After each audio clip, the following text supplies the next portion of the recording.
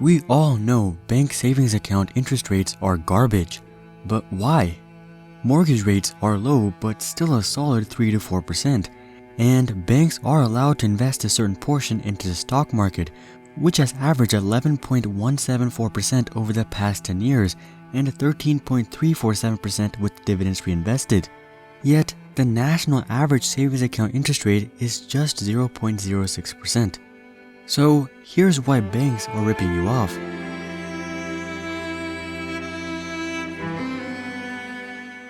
First of all, banks can't actually invest all of your money, as they need to reserve some of it for people withdrawing. The federal requirement for most big banks is to keep at least 10% of their deposits in cash, meaning that they can invest 90% of their deposits. However, after the 2008 financial crisis, banks have been very cautious about lending out. This is good as it reduces the risk for depositors, but reducing how much is invested would clearly reduce overall returns as well. Nowadays, most major banks are only investing about 70% of their funds, with the biggest banks only investing in the 60s. The issue is that the returns generated from investing just 60 to 70% of the funds have to be distributed to 100% of the investors. For instance, let's say people gave you $100 and you invested 60 of these dollars.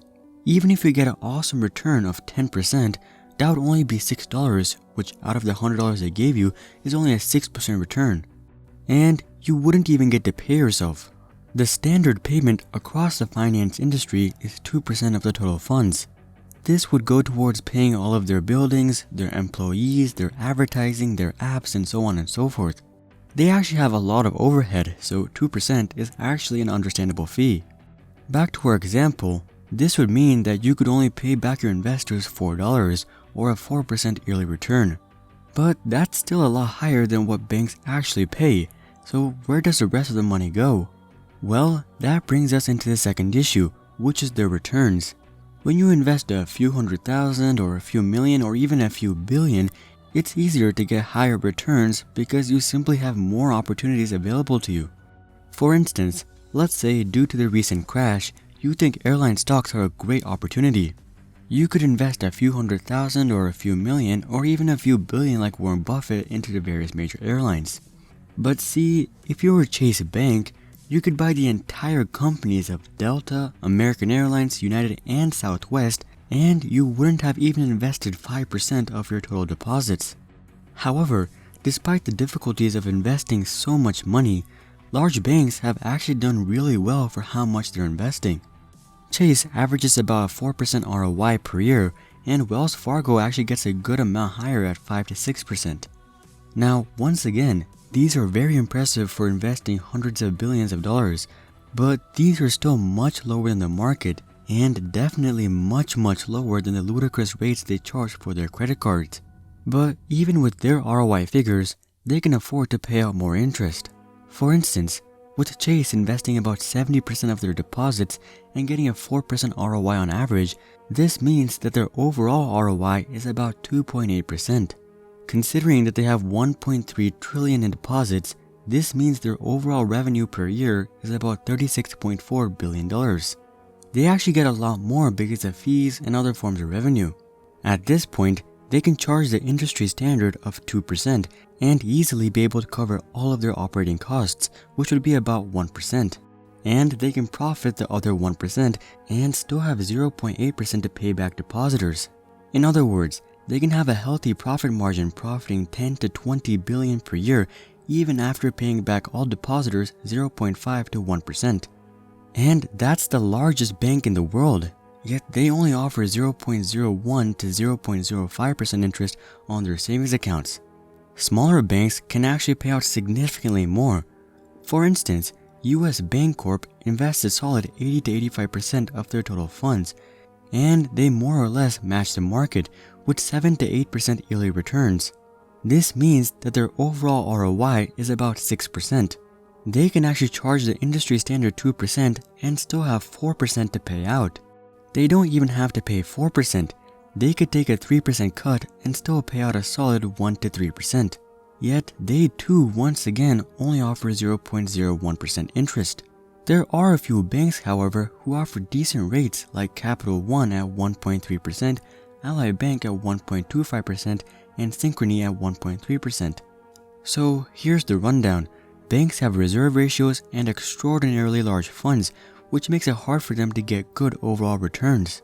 Plus, they also have large overhead. So that's why banks can't offer returns of 5 to 10%, which would be regular on the stock market. But even after dealing with these setbacks and accounting for a good profit margin, the large banks can easily offer 0.5 to 1.5% interest, and small to mid-sized banks can offer 1.5 to 3% interest. Yet, only a few even come close to these numbers. So why? Well, there are two reasons for this, starting with the federal funds rate. The federal funds rate is the interest rate the Federal Reserve charges banks to borrow money. This rate is actually really important and has a very complex effect on the economy.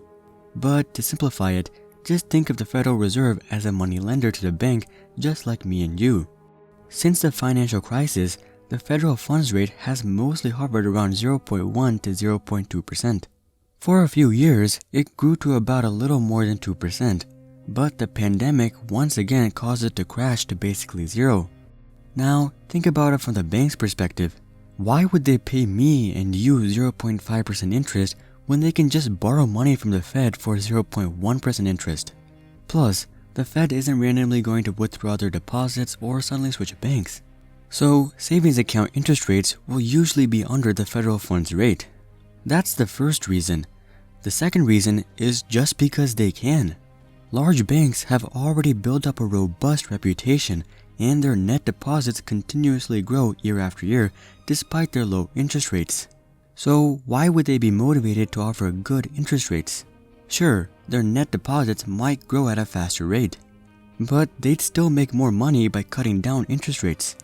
And that's exactly what they do, as there's really not much competition from the other banks anyways. But this isn't necessarily a bad thing though.